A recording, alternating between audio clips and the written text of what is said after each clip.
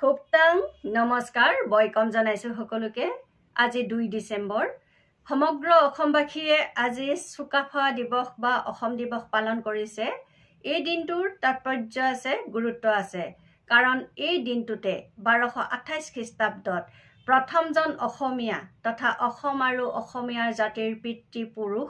চাওলুং চুকাফাই হৌমাৰ পীঠত প্ৰৱেশ কৰিছিল তেওঁ এটাই উদ্দেশ্য আছিল এখন নতুন ৰাজ্য গঠন কৰা हे उद्देश्यर आगत राखिए 1228 খ্ৰীষ্টাব্দৰ 2 ডিসেম্বৰ তথা 16 আঘোনৰ দিনাখন হৌমাৰ পীঠত প্ৰৱেশ কৰিছিল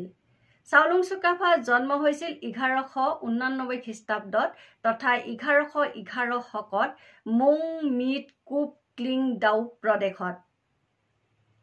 তেওঁ 1215 খ্ৰীষ্টাব্দত পিতৃৰাজ্য ত্যাগ কৰিছিল প্ৰায় 9000 লোকক লৈ তেওঁ নতুন ৰাজ্য এখন গঠন কৰা উদ্দেশ্যে পিতৃৰাজ্য ত্যাগ কৰি আহিছিল বিভিন্ন ঠাই ঘূৰি পকি আহি 1228 খ্ৰীষ্টাব্দত হৌমাৰ পীঠত প্ৰৱেশ কৰিছিল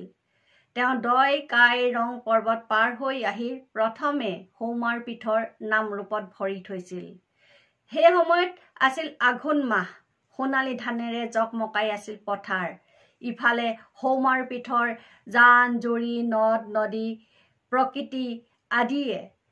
চাওলুং চুকাফাক মোহিত কৰিছিল আৰু তেওঁৰ মুখৰ পৰা ওলাই আহিছিল মুন দুন চুন খাম অৰ্থাৎ সোণৰ ৰকম তেতিয়াই তেওঁ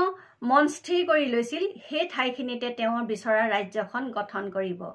অৱশ্যে প্ৰথম অৱস্থাত নগাৰ পৰা তেওঁ যথেষ্ট বাধা পাইছিল অৱশ্যে আন জাতি জনগোষ্ঠীৰ পৰা তেওঁ তেনেকৈ বাধা পোৱা নাছিল 1228 খ্ৰীষ্টাব্দৰ পৰা বিভিন্ন ঠাই ঘূৰি পকি নামৰূপ টিপাম হাবুং অভয়পুৰ আদি ঠাইসমূহ ঘূৰি পকি যিবোৰ ঠাইত 2-3 বছৰকৈ থাকি আহি তেওঁ 1246 খ্ৰীষ্টাব্দত হিমলগুৰিত উপস্থিত হৈছিলহি তাৰ আখে-পাখে আছিল মৰাণ মটক বৰাহী চুতীয়া কছাৰী আদি জনগোষ্ঠীসমূহ তেওঁলোকৰ লগত কথা বতৰা পাতি ভাৱৰ আদান প্ৰদান কৰি মিলা প্ৰীতিৰ ভাৱ আদান প্ৰদান কৰি তেওঁ স্থিৰ কৰিছিলে যে তাতে তেওঁ স্থায়ী ৰাজধানীখন পাতিব কিন্তু তাৰ বাবে ঠাই লাগিব সেই কথাখা বৰাহী ৰজা ঠাকুম ঠাক অৱগত কৰিছিল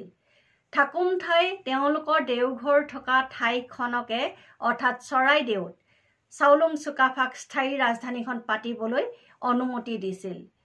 1253 চনত তাই নীতি নিয়মেৰে চাওলুং চুকাফাই চৰাইদেউত স্থায়ী ৰাজধানীখন স্থাপন কৰিছিল চৰাইদেউত স্থাপন কৰা পিছত চাওলুং চুকাফাই ৰাজকাৰ্যত সেই ওচৰে পাজৰে থকা সকলো জাতি জনগোষ্ঠীক লৈছিল বিষয়বাব দিছিল পদবী দিছিল আনকি চাওলুং চুকাফাই ৰান্ধনী ঘৰ সমজাই দিছিল বৰাহীসকলক অৰ্থাৎ ৰান্ধনীসকলক লৈছিল বৰাহীসকলৰ পৰা অৱশেষত বৰাহীসকল সম্পূৰ্ণৰূপে আহোমৰ লগত জাহ গৈছিল তেনেদৰে বিভিন্ন জাতি জনগোষ্ঠীক সাঙুৰি চাওলুং চুকাফাই বৰ অসমৰ ভেটি গঢ়িছিল অসমীয়া জাতিৰ ভেটি গঢ়িছিল চাওলুং চুকাফা আছিল এজন দূৰদৰ্শী ব্যক্তি তেওঁ বহু দূৰলৈ কথাবোৰ ভাবিব পাৰিছিল আৰু কাৰো লগতে যুঁজ বাগ কৰিব বিচৰা নাছিল তেওঁ কাৰো তেজেৰে হাত ধুব পৰা বা বিচৰা নাছিল সেই কাৰণে তেওঁ সকলো লগতে মিলাপ্ৰীতি ভাৱেৰে আগবাঢ়িছিল আৰু তাৰ কাৰণে তেওঁ এটা কূটনৈতিক সম্বন্ধ স্থাপন কৰিছিল সকলো জাতি জনগোষ্ঠীৰ পৰা তেওঁ বৈবাহিক সম্বন্ধ স্থাপন কৰিছিল তেওঁ যিখিনি কূটনীতি দূৰদৰ্শী ৰাজনীতি জ্ঞান সেইখিনি পিছলৈ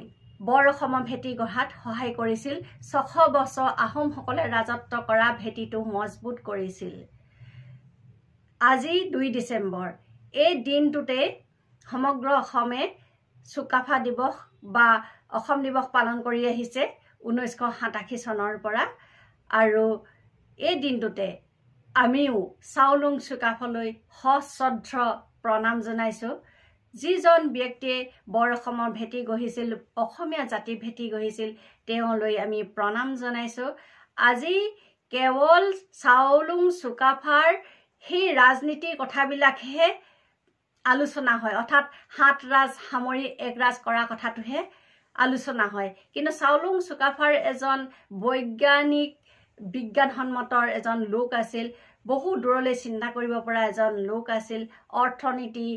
সকলোখিনি সামৰিব পৰা, সামাজিক দিশটোক মজবুত কৰিব পৰা এজন ব্যক্তি আছিল। সেই কথাবোৰ কিন্তু আলোচনা নহয়। আমি আশা কৰিম যে চাওলুং চুকাফাৰ কেৱল ৰাজনীতি কথাখিনিকে আলোচনা নকৰি সকলোখিনি কথা সাঙুৰি আলোচনা কৰাটো উচিত, যাতে আমাৰ নৱপ্ৰজন্মই সেই কথাখিনি ল'ব পাৰে।